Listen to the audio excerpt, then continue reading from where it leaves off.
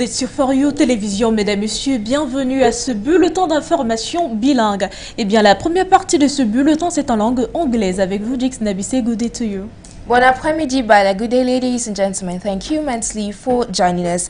We kick off in West Africa with Guinea, where the National Front for the Defense of the Constitution, FNDC, and the families of the victims of the demonstrations of July and August 2022 have filed a complaint against the president of the transition, Colonel Mamadi Doumbouya. Before French court, they accused the colonel of complicity in homicides and torture following the assassination of at least 10 young people in demonstrations organized by the FNDC in the country. The details are with you, Futso. The family of Abdul Gadiri Diallo, a 16-year-old boy killed in Hamdallah during one of the demonstrations called on by the FNDC, agrees with the Choice Friend Justice. Abdoulaye Djibril Diallo, one of the victims' cousins, said that the complaint should have been filed in Guinea, but as he explained, there have been complaints filed here in court, but so far there has been no follow-up. This is why it was deemed necessary to file it before the French courts.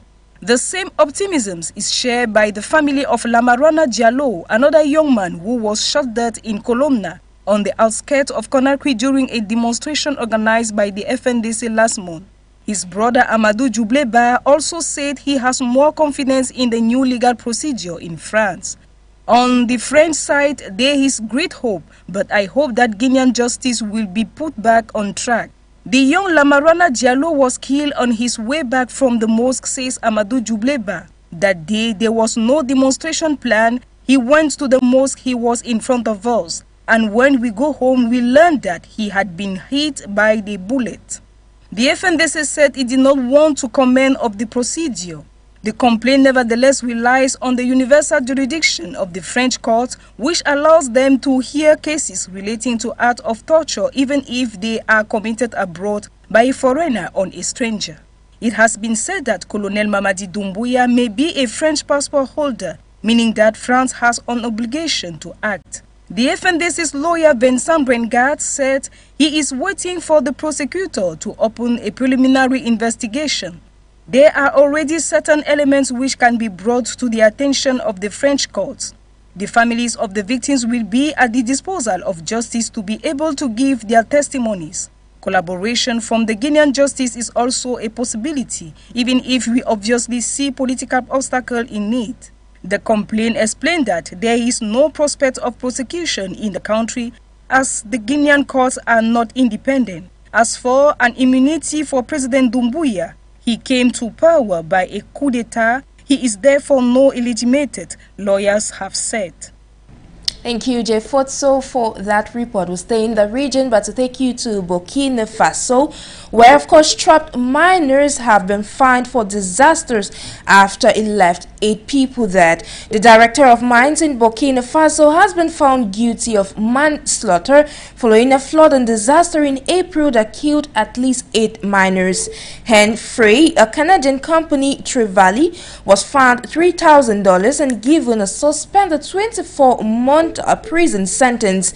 The incident had caused outrage in the country at the time, and of course the verdict has been met with shock, with some in Burkina Faso seeing it as being lenient given the number of victims.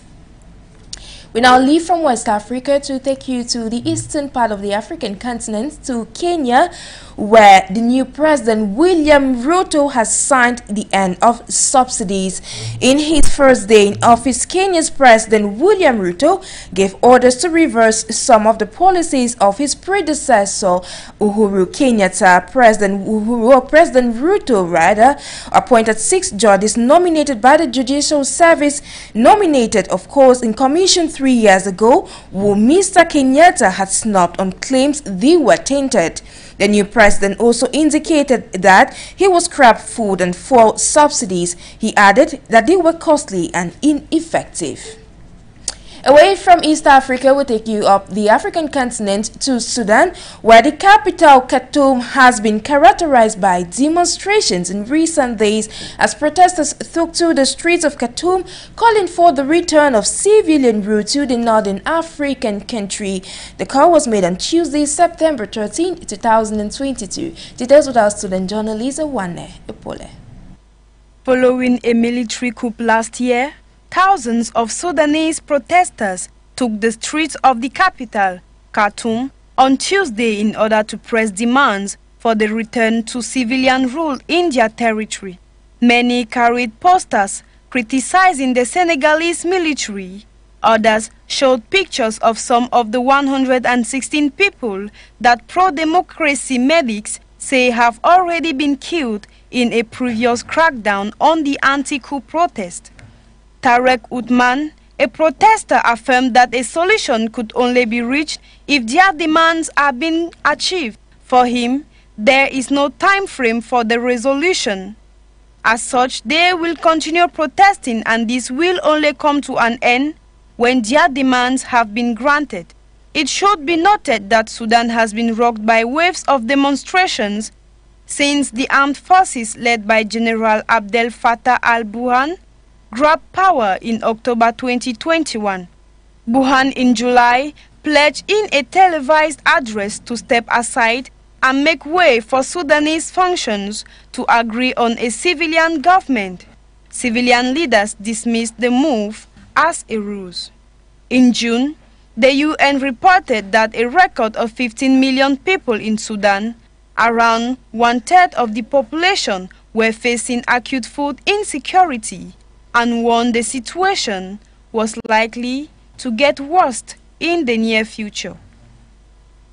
We move away, but we stay in the northern part of the African continent. Of course, we are now in the Horn of Africa with Ethiopia to talk the Tigray crisis, where Tigrayan rebels in war-torn northern Ethiopia have lost control of a town near the region's border with neighboring Eritrea, the commander of the soldiers said.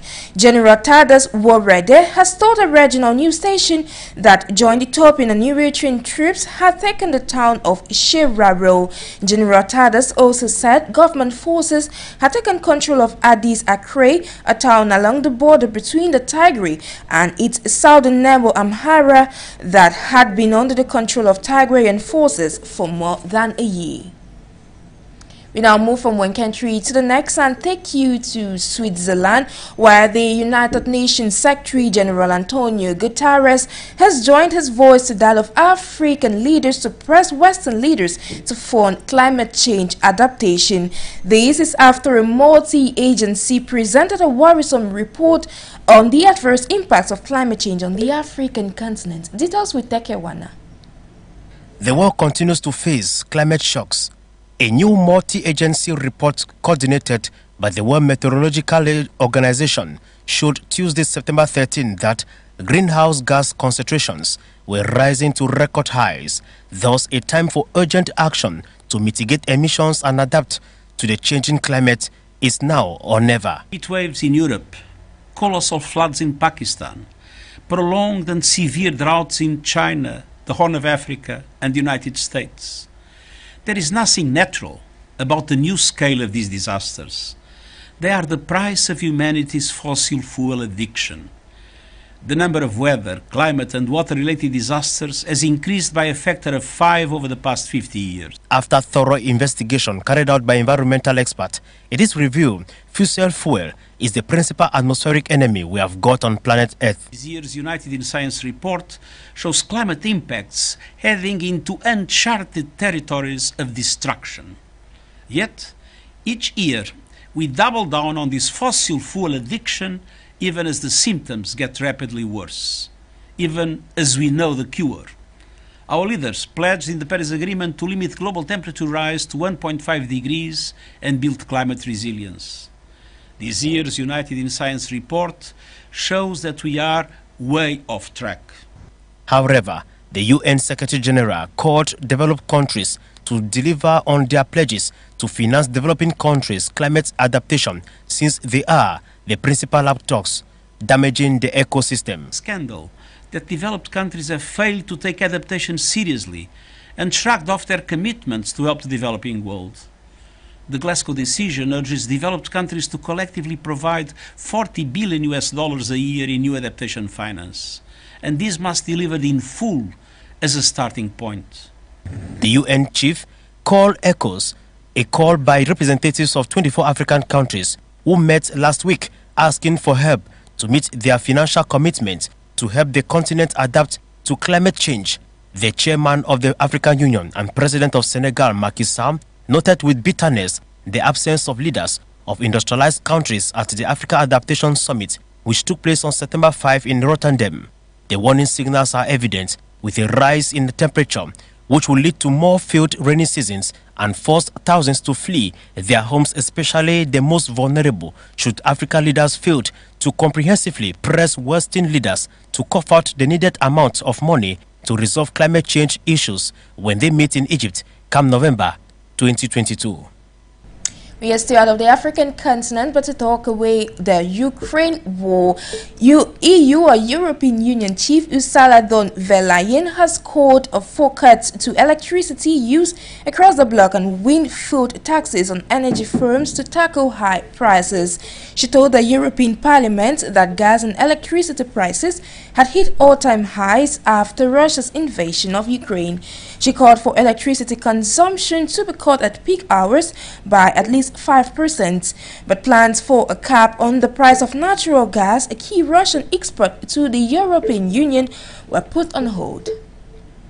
That will be it for the first segment of this midday news in the English language with me, Jix Nabise. The second segment is in the French language with you, Bala. Bon après-midi for the bus.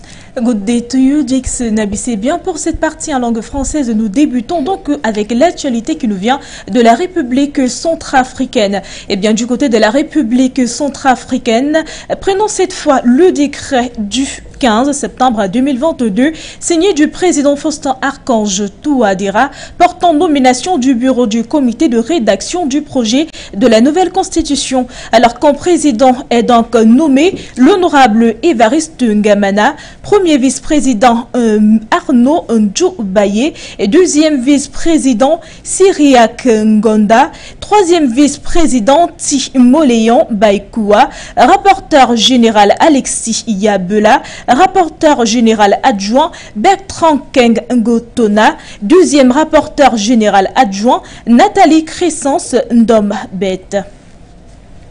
Et puis nous restons toujours du côté de la République centrafricaine où justement le président centrafricain Faustin-Archange Touadéra a installé le mercredi 14 septembre 2022 le comité de rédaction de la nouvelle constitution pour son pays. Eh bien, le comité de la rédaction de la nouvelle constitution est donc composé de 55 personnalités devant donc refléter la société centrafricaine. Elles ont 3 mois pour proposer un nouveau texte fondamental adapté aux réalités centrafricaines. Et bien, dans son propos, le professeur Touadéra a déclaré devant les députés, le gouvernement et les représentants d'institutions se pliaient aux revendications du peuple et estimaient qu'aux institutions n'avaient pas le pouvoir de se dresser devant la souveraineté populaire. Et bien, fidèle à son engagement républicain, ce dernier ne saurait rester insensible à la demande pressante de son peuple de se doter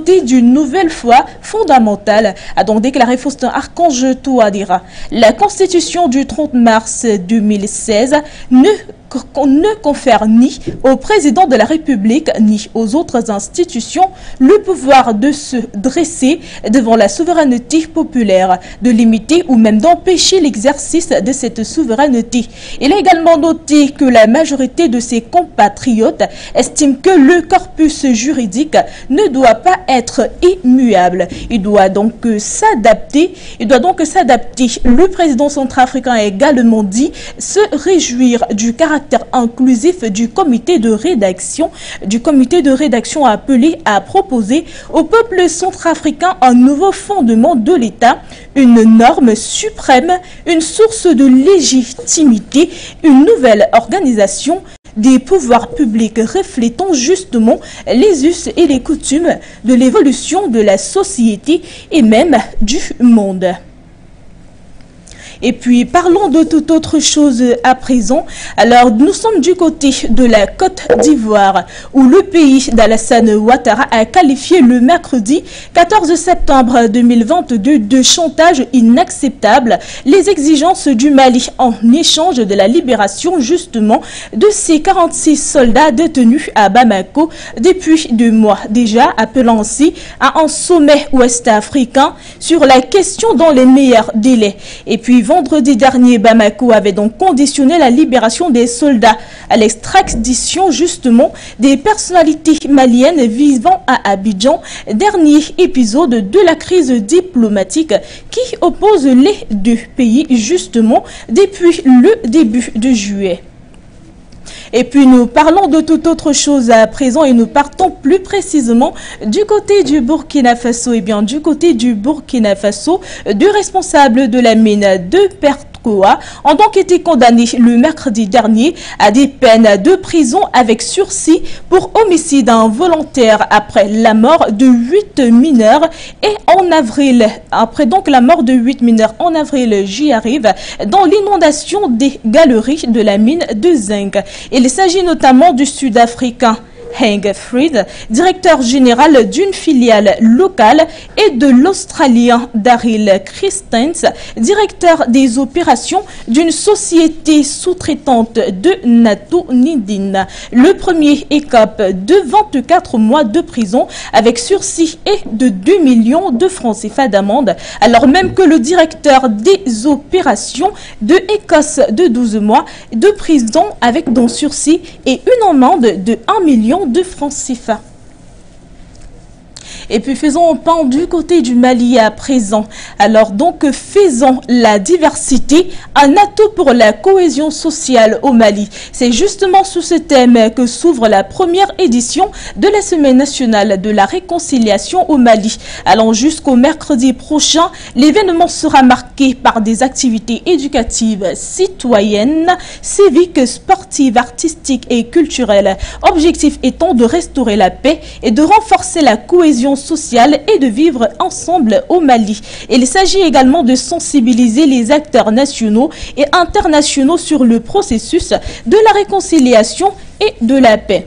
Et à cet effet, justement, je vous propose d'écouter cet extrait du colonel-major Ismaël Ouagé, ministre de la Réconciliation, de la Paix et de la Cohésion sociale, chargé de l'accord pour la paix et la réconciliation nationale. Il revient justement sur les tenants et les aboutissants de cette journée. En 2022, s'ouvre la Semaine nationale de la réconciliation sur l'ensemble du territoire national, sans exclusion aucune. Cette semaine est dédiée à la réconciliation, à la paix, au pardon, à la cohésion et au vivre ensemble entre les filles et les fils de notre pays, le Maliba.